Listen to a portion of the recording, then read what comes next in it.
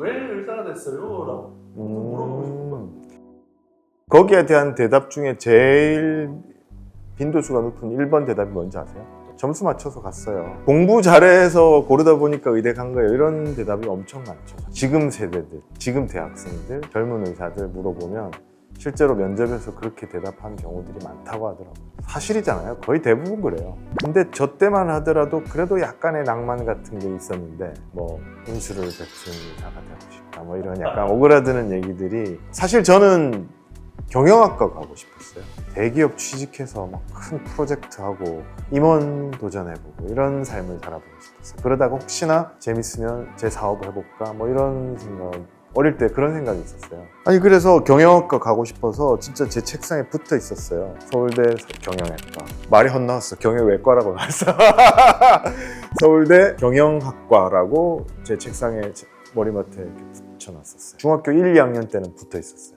그러다가 바뀌었죠. 중학교 3학년 때 바뀌었습니다. 계기가 있었어요. 당연히 저는 문과 계열이라고 생각했고 생각도 그런 쪽으로 많이 했고 실제로 제가 잘하는 것도 뭐 그런 쪽이 더 많았던 것 같은데, 할아버지 제삿날, 할아버지가 국민학교 6학년 때 돌아가셨는데 진짜 삼촌은 아니고 저희 아버지는 외동이었고 아버지랑 의형제 맺은 분, 그 아버지 대학 다니실 때 의형제 맺은 분이 있는데 저는 그렇게만 알고 있었고 할아버지 제삿날까지 오셨어요. 피 한 방울 안 섞였는데. 그러다가 책장에 있는 서랍을 한번 열었는데 거기 보면 한 요 정도 되는 이렇게 지퍼 안에 열면 무슨 기구가 들어있는 뭐 핀셋, 의료용 집게 이런 거 들어있는 가방이 있었어요.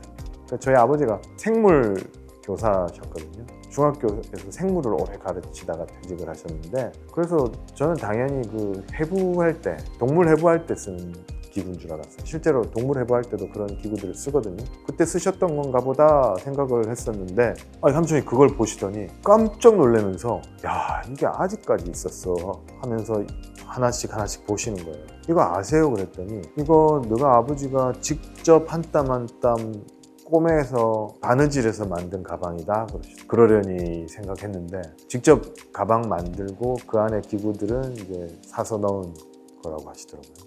그랬는데 본격적으로 저를 앉혀서 얘기를 하셨어요. 성윤아, 앉아봐. 너가 아버지가 얘기 안 하시더나? 너 아버지하고 나하고 어떻게 만났냐면 입주과외 선생과 학생으로 만났다. 아버지가 입주과외를 해서 등록금을 벌어서 다니셨던 거예요. 그래서 그 입주과외를 할 때는 사범대생이 아니고 의대생이었대요. 본과 1학년까지 3년을 다니시다가 나머지 3년을 못 버티시고 사범대로 전과하고 사범대로 졸업을 하셨더라고요. 그래서 왜 못 버티셨나 했더니 할아버지가 좀 편찮으셔서 가세가 확 기울면서 아버지 등록금이 해결이 안 된 거예요. 그러면서 아버지가 대학 가서 스스로 등록금을 벌어서 해결해야 되는 그런 상황이 됐는데, 지금도 그렇지만 그때도 의과대학 등록금이 특히나 비쌌고 그랬는데 그 입주과외만 잘 됐어도 상관이 없었는데, 그 집도 그때 갑자기 아버지 본과 1학년 때 그 시절에 가세가 갑자기 확 기울어.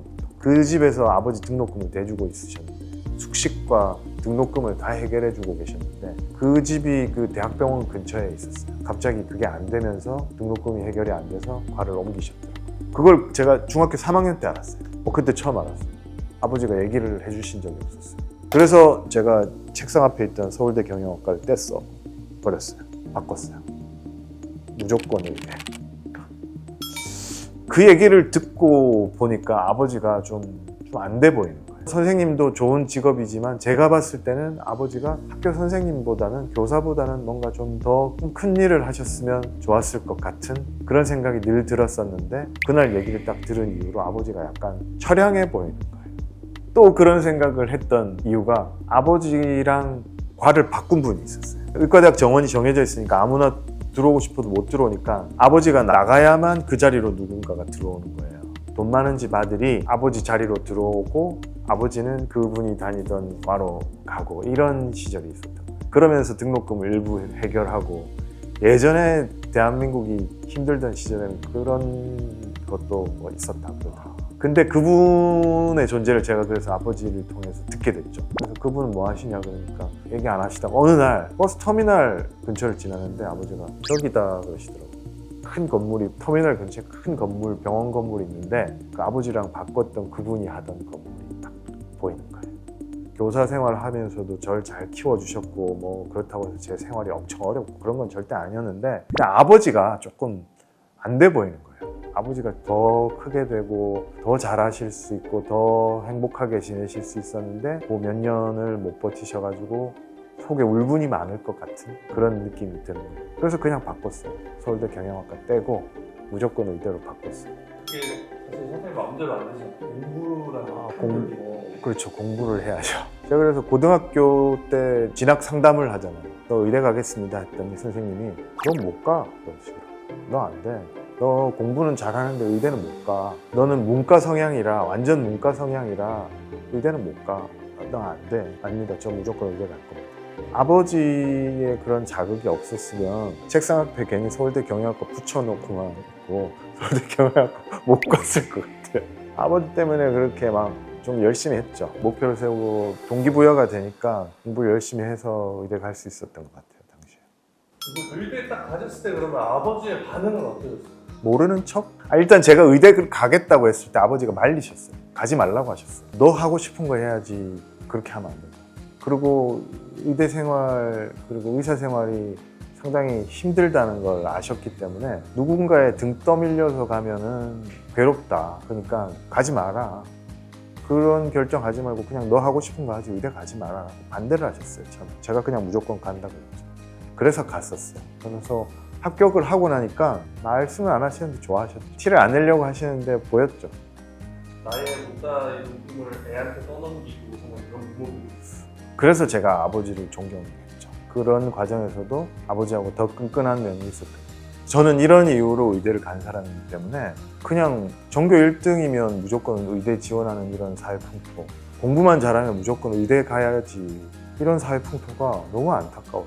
의사는 결국 환자를 보는 사람이고 마음이 그래도 담겨 있어야 되고 그 과정도 엄청 힘든데 그게 단지 그냥 공부만 잘해서 가면 안 될 것 같아요.